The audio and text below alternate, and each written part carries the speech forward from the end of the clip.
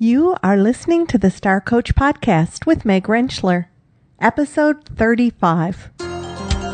Welcome to Star Coaches, the show for professional coaches that brings you coaching strategies, tools, and resources. Whatever your focus or niche, take a front seat weekly as industry leaders, decision makers, and innovators share their wisdom and expertise on the ins and outs of successful coaching. Now join your host, Meg Rentschler, as she connects you with your star coaching potential. Hello, coaches. Welcome to this week's episode of the Star Coach Show. I'm your host, Meg Rentschler, executive and mentor coach and coach educator. I got to tell you that Mother Nature has decided to give us just a little bit of background noise for today's show. We're having a spectacular spring thunderstorm, and if you're hearing a little bit of rumbling, some hard rain hitting, or the wind against the windows, it is merely Mother Nature saying hello to the show today. And I'm sure that the ground and the flowers and the bushes are all so happy to be given that drink of wonderful rain. So that might be going on in the background. And let's talk about what we're going to be doing on today's show. Our guest today is a repeat guest. Dr. Jayne Gardner joined us in episode 29 and shared her divine intelligence process that she uses to help clients rewire their brains and break through the challenges and obstacles that we can put in our own way.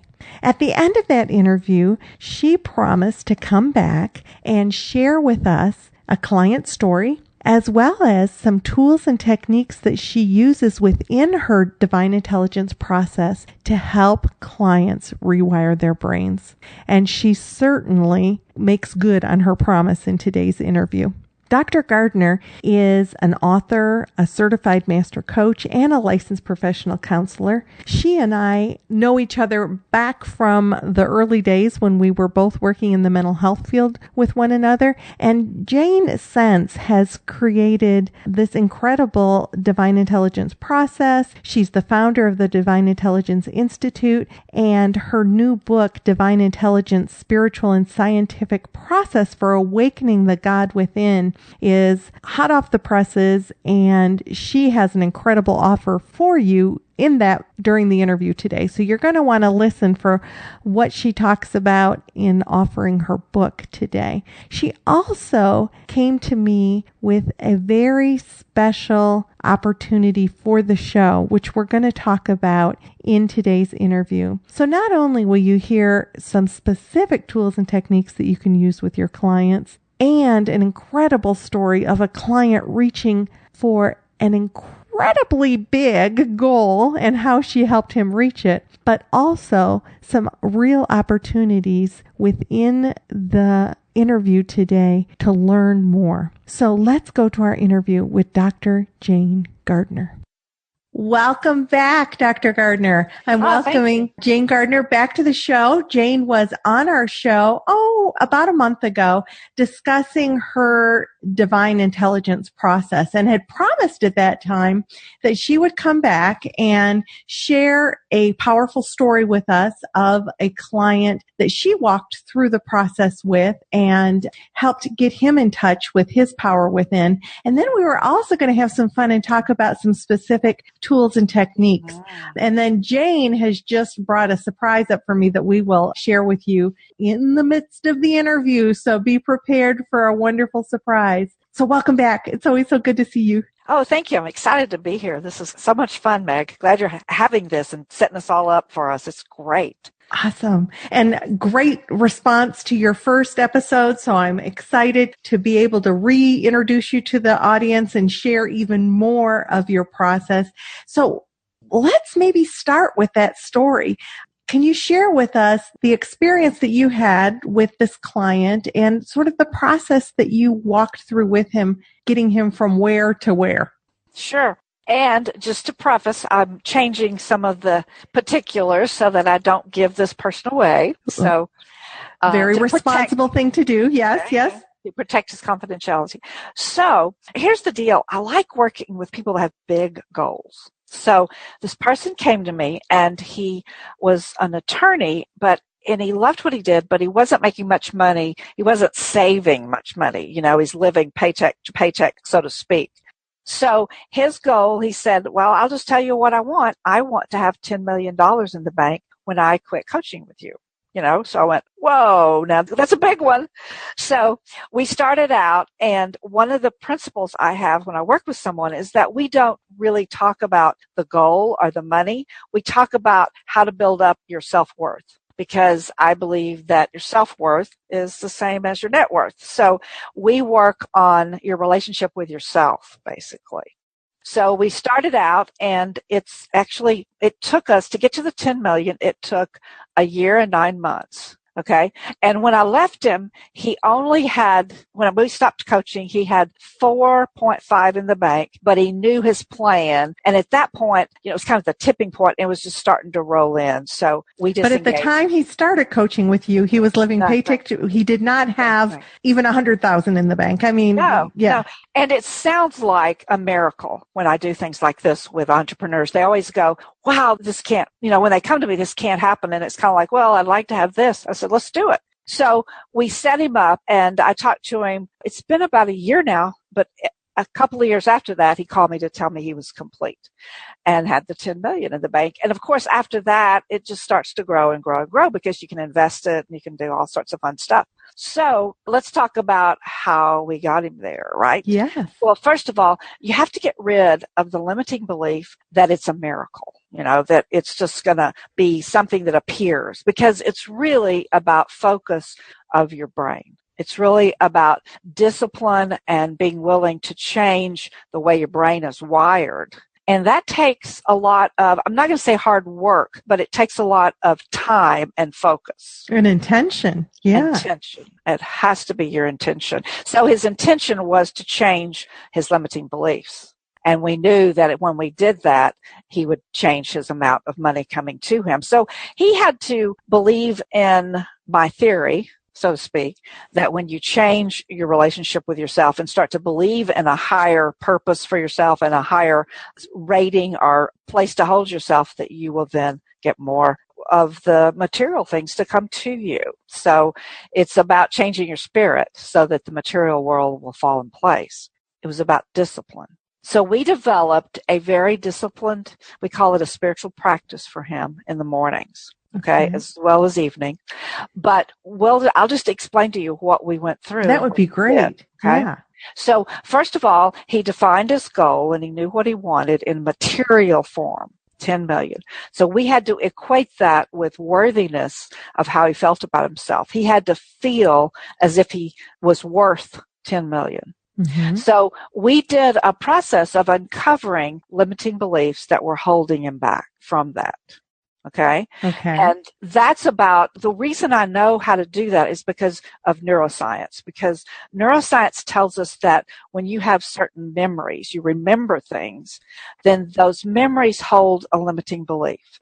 And the reason we know that is because our brain wires around protection. So we only wire in beliefs that will protect us. And I'll give you an example. So I'm going to divert for a minute about limiting beliefs. We'll come back to his plan. But just tell me, Meg, where were you on 9/11/2001, on the day that it happened? Do you remember even where you were and what you were doing? I remember exactly where I was.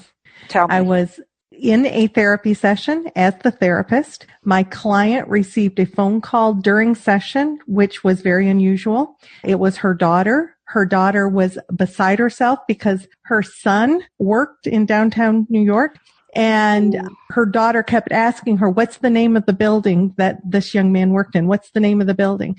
And my client was saying, I don't remember. It's in downtown New York. I don't know the name of it. And she said, is it the Towers? And she said, I don't think it's the Towers. And she said, well, a plane just flew into one of the towers. And we thought that maybe a commuter plane had had an accident. We didn't understand the import of what had happened. But I remember, I can to this day see myself sitting in my chair. She was sitting in the love seat across from me. I don't remember what we were talking about for her issues, but I do remember. And then we kind of continued our session. And when I walked out, the TV was on and my partner, Maria, was watching the TV and said, "You're not going to believe what happened in New York." And then I saw the tape of the towers coming down. So I was in my office. I remember it as clear as day. Don't you just, even when you tell the story, I can just feel. Yeah, I have feeling. It's just rolling over me. The dread, the overwhelm is absolutely rolling over me even as I share that with you. Okay. So the reason I ask you that is I have never asked anyone that question that doesn't remember detail by detail. And I'll bet you could even tell me what you did the rest of the day. Oh, yes, absolutely. You know, it just step by step. So what I want to ask you is, why would your brain remember that many details as opposed to, say I ask you what you did on you could ask me what 31st. I did yesterday, and I probably wouldn't remember as well. Yeah. But any day, unless it was a significant birthday or something, I could say, you know, August the 4th, 2011, what did you were doing that day? And what would you say? I have no earthly idea. Yeah. Okay. So why does the brain remember that day so specifically then? I would assume because it is so emotionally impacted. Okay. Yes, it's overwhelmed, isn't it? Yeah. Okay. So the brain, when it's in that much trauma, it starts to figure out, what can I do? What can I change that would protect me? Because the brain is about survival. So when that happened, you rewired instantly. You put in a new belief, and it was limiting. But what's the belief you put in that day that we all wired in? What was the belief? It was probably that we're not as safe as we thought we were. Absolutely. That we're vulnerable. Yes. Yeah. We're not safe on American soil, for one thing, because we thought we were. We're not safe in tall buildings. We're not safe to fly. So we just changed our wiring, because before that we felt safe in the United States. It's almost arrogant, you know, but we felt like, hey, nobody's going to bomb us here. And the thing that added to that for me in the safety thing was that my parents were on a flight that morning.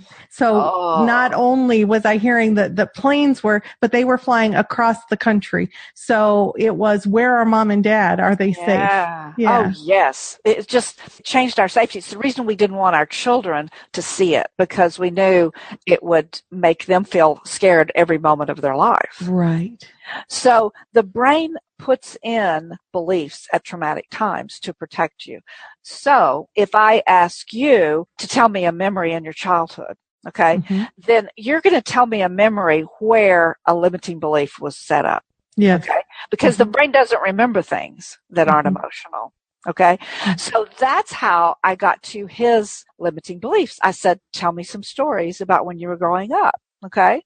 One story he told me was that his dad died when he was 4, and he was put in a position. His mother told him, now you're the man of the family. At 4 years old. Yes. Oh my. Yeah. So he felt so inadequate, you can imagine, to take care of his mom, but he tried his whole life. He felt that way until the day he and I met. He thought he was responsible for his mom. Well, you can see what that did to his self-worth, because he always worried he wasn't doing a good job.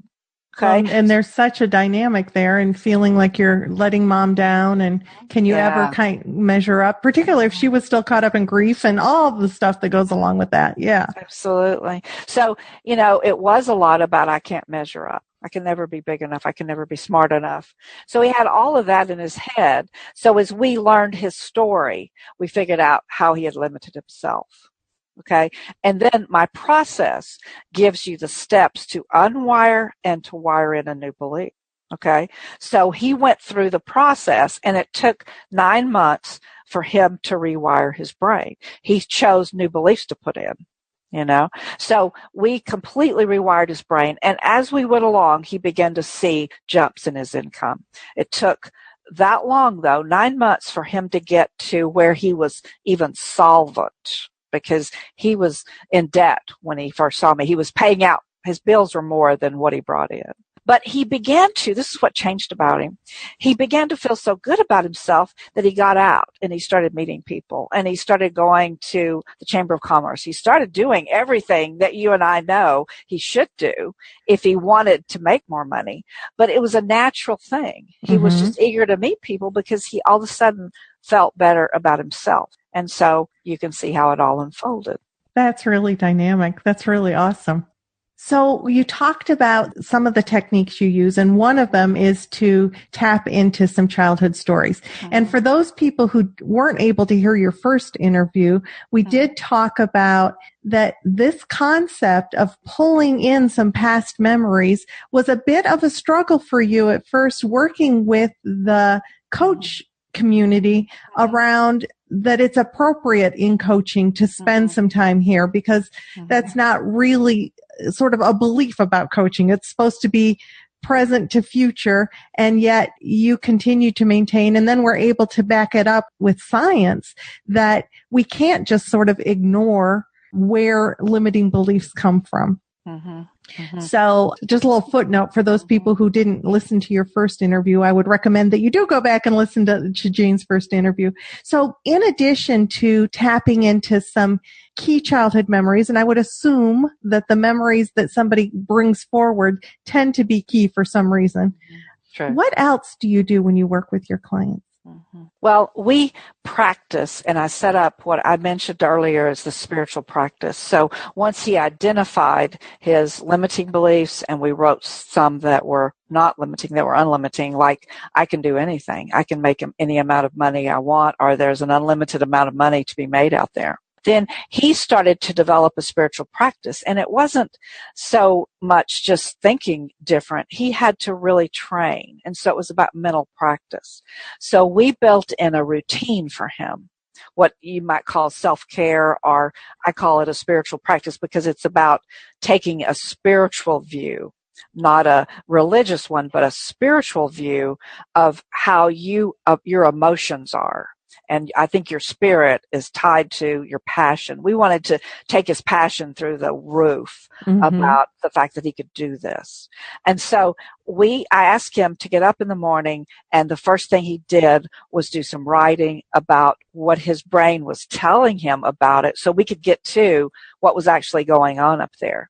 And we just began to uncover that when he was little, that he could remember times when he had these bursts of energies, and when he felt like he was on top of the earth, the world. And he would do things like he was a great artist. He got to where he read things in front of his class. And so we incorporated some very, very positive memories, and we began to look at what's called an emotional set point. And we rebuilt his emotional set point to be higher than it was before. So we just helped him. It's called a positive anchor. And we just helped him go back and develop a lot of positive anchors. So, like, for instance, if I was working with you, I'd say, Meg, what's a time that you remember doing something that you thought you couldn't do, but, then in the end, you ended up getting the results you wanted and you had success. You just kind of wanted to go, yes, I did it, because it was so big a challenge. Then, I would have you remember that, and I would say, how did it feel, to be in that moment? And I would want you to practice feeling that as much during a day as you could.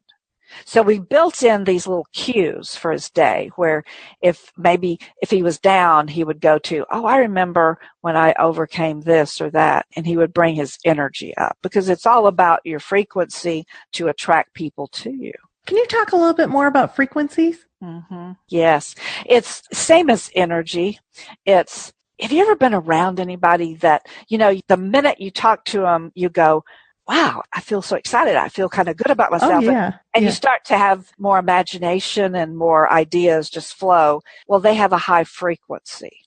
But we can develop that ourselves by just going to times in our life and remembering it when we were super high. Like we were talking before this interview about having so much fun on Mother's Day, And so I had a great Mother's Day. I can go back and I can remember that moment when my daughter gave me this card, and it just said everything, about what a great mother was. And, you just felt great, enthusiastic, and you felt like you'd done a good job. And so I had a high frequency at that moment.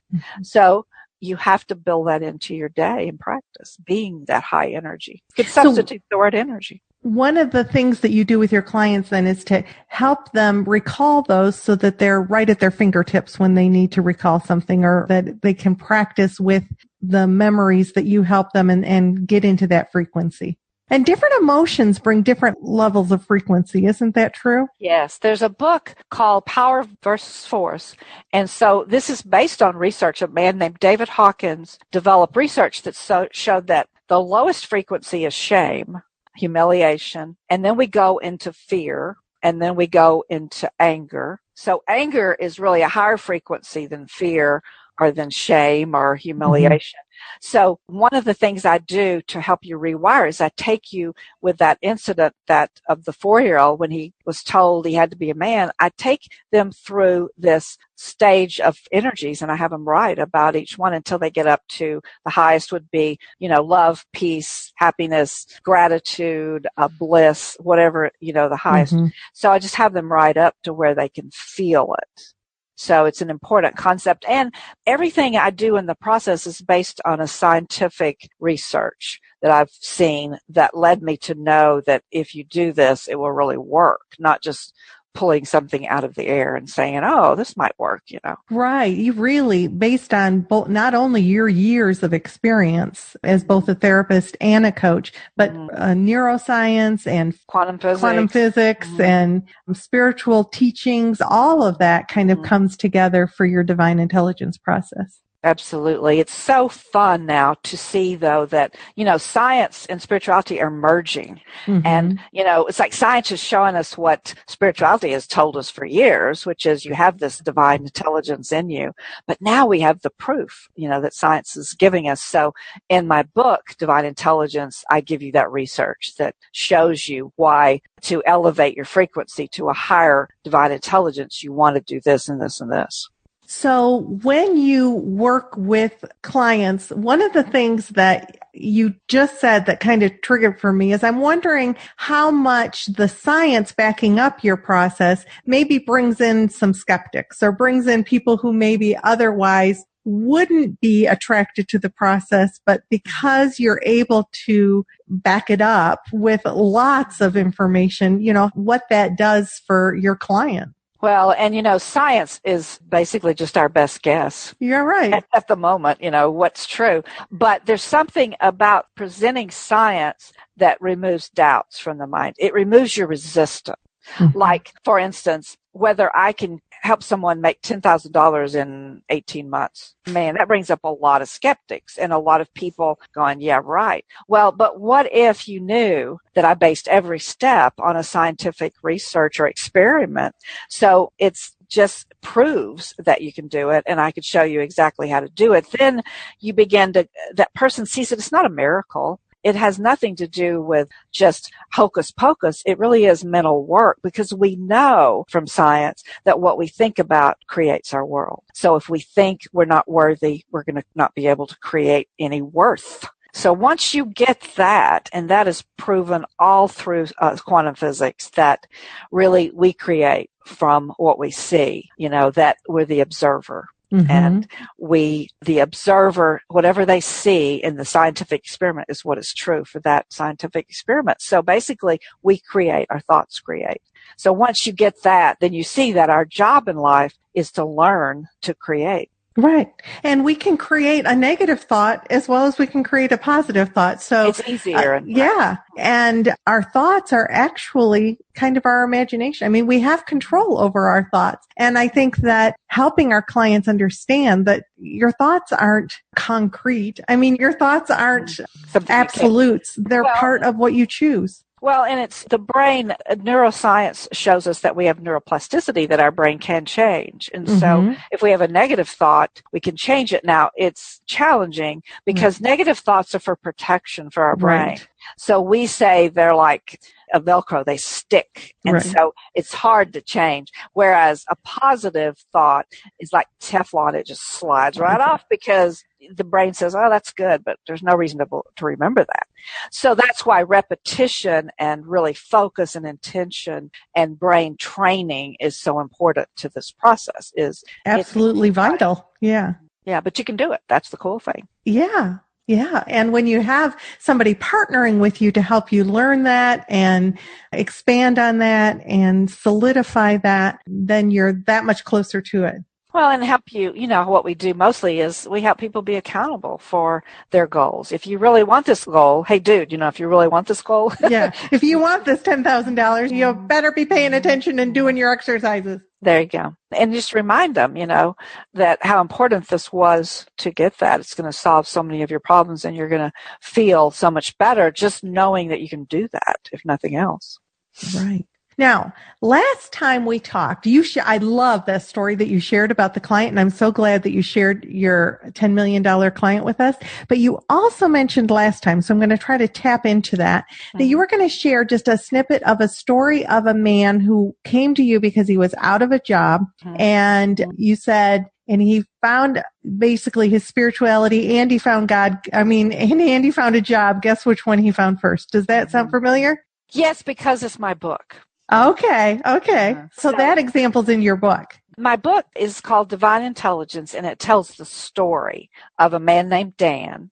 And he was a real client, but of course his name and his particulars are changed. But he came to me, and it was in 2008, which was kind of the down market anyway. And he had been a senior vice president with a company. He was about 45, 50, somewhere in there. And all of a sudden they fired him. They just let him go. So he wasn't to retirement yet, unfortunately, and yet he was a little bit old to edge himself back into a company. So he came to me after 6 months of not working, and his savings were dwindling. He had 2 kids in college. At that point, he was pretty desperate to get another job. So his frequency was pretty low at that point too, I would think. Absolutely. So I just put him through my process and helped him get his frequency up. But one of the things he struggled with was he wanted to take the first job that came along, because he was so desperate that if they offered him half of what he was making, he would take it. Because his thought was half was better than none. So one of the things he said to me, though, when he hired me was, he said, I want to find a job, but my job was not fulfilling, and I really want to find out why I'm here. I really want to find a God. He said, I've gone to church all my life. I'm a regular churchgoer, but I have no experience of feeling God. So he really wanted that experience. So what happens when you do my process is you get to know yourself better. You strip off all of the things that are holding you back, and you learn some really hard things about yourself when you coach with me, because we have blind spots, that we can't see. And so I help you see them more. And with seeing them, then you can begin to let them go and shift away from them more. So as he did that, he began to see the strength in himself emerge.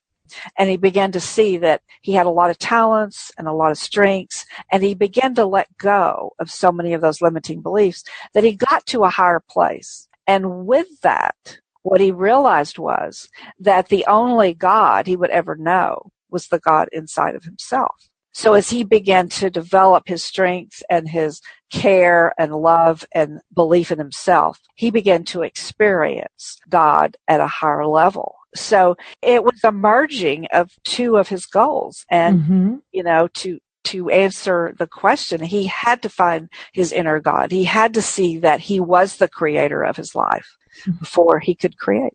And then when he did that, was he able to get employment?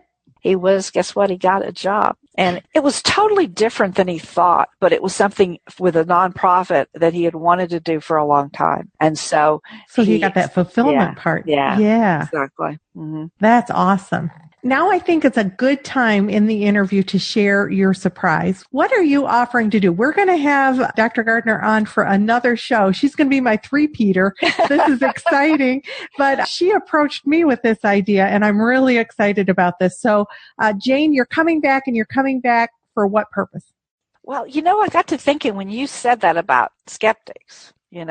Because there's always skeptics to thinking that someone can change like that and create like that. So I thought, what if we really got someone on the show in real life that had a big goal that they were stuck on? And I really coached them right in front of an audience, what if I just showed them how it worked? And we looked at a limiting belief, and we decided on what their plan was. And people just began to see the possibility fold right in front of their eyes. Excellent. So we will have a show where Jayne actually does a coaching demo on the show, and we'll need a listener to be able to do that. So if you're interested in being coached by Dr. Gardner on the show, I need you to send me your name, your contact information, and a little blurb about what you would like to be coached around. And then we will let everyone know who the client is going to be. Well, you'll know because you'll hear the interview and you'll see the coaching. So that's really exciting. You'll be my first coaching demo on the show. That is lots of fun. And then you also had another surprise for the guests about your book. Well, yes, I want to share my book with as many people as I can, because if you're doubtful or if you're skeptical and you wonder, how could this ever happen for me? Because I want everyone to know they can be the creator of their life, that whatever their dream is, they can create it using the process. So I'd like to give away 5 of my books, and I'll just give them away to the top 5 that email you and say, I'd like one of Dr. Jayne's books. Excellent. So that is even better than our normal book giveaway where I give away one book, every couple of weeks. Instead, Jayne's going to give away 5 books to the first 5 people who email me, and you can either email me through the website at starcoachshow.com or directly at meg@afocusonresults.com. And that information will also be in the close of the show. So, Jayne, it is always such a pleasure to spend time with you. I feel like it's been such a gift that I've got to meet you and have worked with you over the years and was able to reconnect with you. So thank you for your time. Thank you for sharing your divine intelligence process with us. Well, and just one other thing, Meg, is you're one of those people that has a high frequency that I love to be with. And I bet your listeners can feel it over the air. So that's what high frequency is. Awesome. Thank you so much. You're welcome.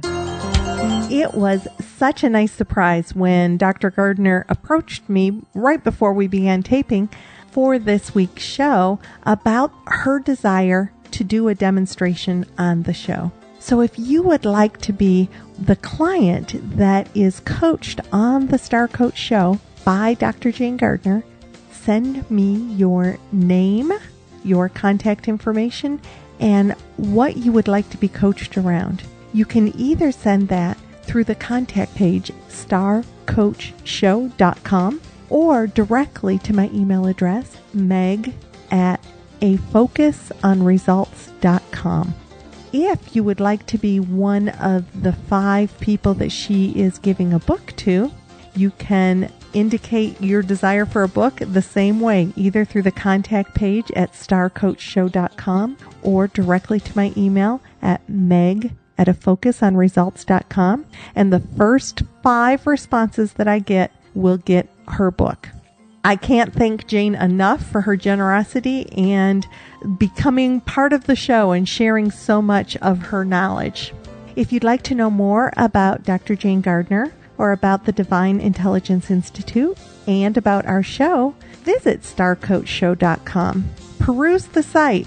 Check out the resources and information about our guests on the resource page. You can give feedback for the show and things that would be helpful for you to hear by taking the survey that is on the homepage. And of course, if you'd like to contact me or sign up for our ongoing book giveaway, do that through the contact page. So this is Meg Rentschler wishing you the very best for your coaching success. Have an awesome week.